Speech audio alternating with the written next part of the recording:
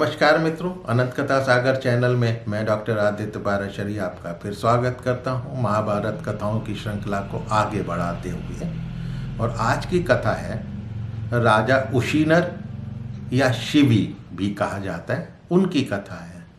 हो सकता है कुछ लोगों ने बचपन में ये कहानी अपने पाठ्यक्रम में पढ़ी हो।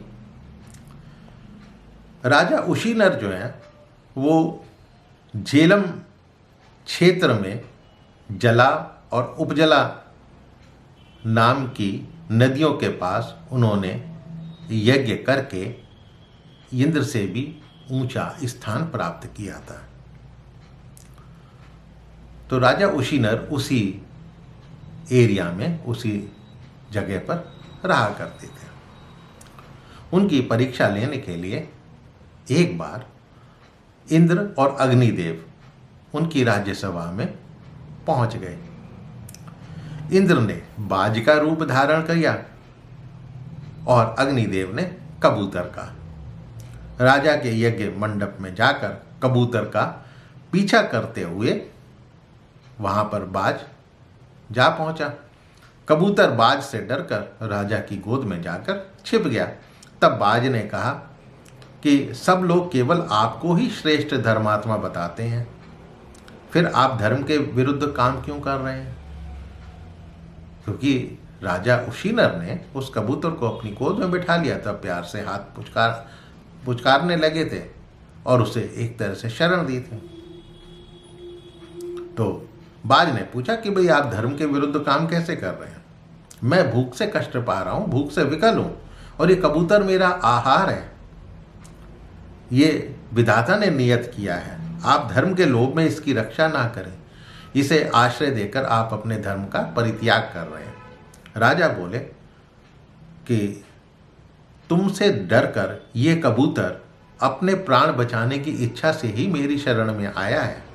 इस प्रकार यदि मैं इस कबूतर को तुम्हें नहीं सौंप रहा हूं तो ये तो परम धर्म है। बात देखो, ये बेचारा कबूतर कैसे थरथर भय से कांप रहा है। अपने प्राणों की रक्षा के लिए ही इसने मेरी शरण ली है। ऐसी दशा में इसे त्यागना बड़ी ही निंदा की बात है। जो मनुष्य ब्राह्मणों की हत्या करता है, जो गौ का वध करता है तथा जो शरण में आए हुए को त्याग देता है, इन तीनों को समान पाप लगता है। बाज बोला, महाराज, सब प्राणी आहार से ही उत्पन्न होते हैं, आहार से ही उनकी वृद्धि होती है और आहार से ही जीवित रहते हैं। धन के बिना मनुष्य बहुत दिनों तक जीवित रह सकता है, परंतु भोजन छोड़ देने पर तो कोई भी अधिक समय तक जीवित नहीं रह सकता। आज आपने मुझे भोजन से वंचित कर दिया है, मैं मृत्यु को प्राप्त हो जाऊंगा। मेरी मृत्यु हो जाएगी तो मेरे स्त्री पुत्र भी नष्ट हो जाएंगे। तो एक कबूतर की रक्षा करके आप बहुत से प्राणियों की रक्षा नहीं कर रहे हैं। जो धर्म का बाधक हो वो धर्म नहीं, कुधर्म है। जो धर्म किसी धर्म का विरोध ना करके प्रतिष्ठित होता है वही वास्तविक धर्म है। राजा बोले, तुम्हारी बातें तो अति उत्तम है, गुणों से युक्त हैं। तुम साक्षात पक्षीराज गरुड़ तो नहीं हो। मुझे संदेह है, इसमें संदेह नहीं कि तुम धर्म के ज्ञाता हो।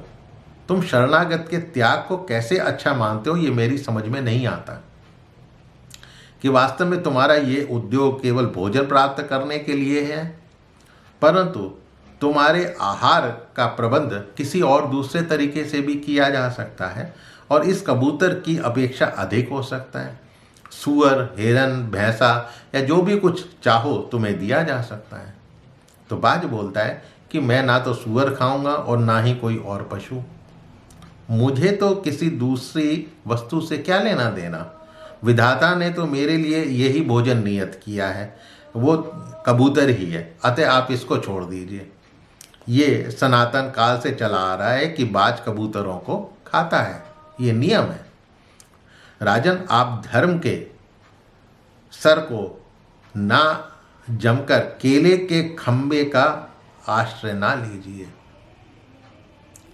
आप धर्म के सार को समझिए, सार को ना समझकर आप केले के खंबे का आश्रय मत लीजिए। राजा बोले, मैं शिवी देश का समृद्धशाली राज्य तुम्हें सौंप दूंगा, जो तुम चाहो, लेकिन इस शरणागत पक्षी को मैं नहीं दे सकता। तब बाज बोला, महाराज उशीनर, यदि आपका स्नेह इस कबूतर पर है तो इसी के बराबर आप अपना मांस काट कर तराजू में रखिए। जब वो तौल में कबूतर के बराबर हो जाएगा तो मुझे दे दीजिए, मेरी तृप्ति हो जाएगी। राजा ने कहा, ठीक है, तुम्हारा उपकार है मुझ पर कि तुमने ऐसी राह बताई, मैं ऐसा ही करता हूँ। तब राजा ने स्वयं अपना मांस काटकर उस कबूतर के साथ तोलना शुरू किया, किंतु दूसरे पलड़े में रखा हुआ कबूतर उस मांस से भारी निकला। महाराज बार बार मांस काटकर तराजू पर चढ़ाते रहे, लेकिन वो मांस कबूतर के पलड़े को झुका नहीं पा रहा था। तब महाराज उशीनर स्वयं ही तराजू पर चढ़ गए। तब बाज बोला, धर्मज्ञ नरेश, मैं स्वयं इंद्र हूँ और ये कबूतर साक्षात अग्निदेव हैं। हम दोनों आपके धर्म की परीक्षा लेने के लिए ही इस यज्ञशाला में आपके निकट आए थे। आपने अंगों से जो मांस काटकर चढ़ाया है उससे फैली हुई आपकी कीर्ति संपूर्ण लोकों से बढ़कर होगी। संसार में मनुष्य आपकी चर्चा करेंगे, आपकी कीर्ति को स्थिर करेंगे। ऐसा कहकर इंद्र देवलोक में चले गए। धर्मात्मा राजा उशीनर भी अपने धर्म से पृथ्वी पर कीर्ति फैलाकर समय आने पर स्वर्गलोक सिधारे। तो मित्रों, कथा अवश्य पसंद आई होगी। मेरे चैनल को सब्सक्राइब जरूर कीजिएगा और मिलता हूँ अगली कथा के साथ अगले एपिसोड में। तब तक के लिए नमस्कार।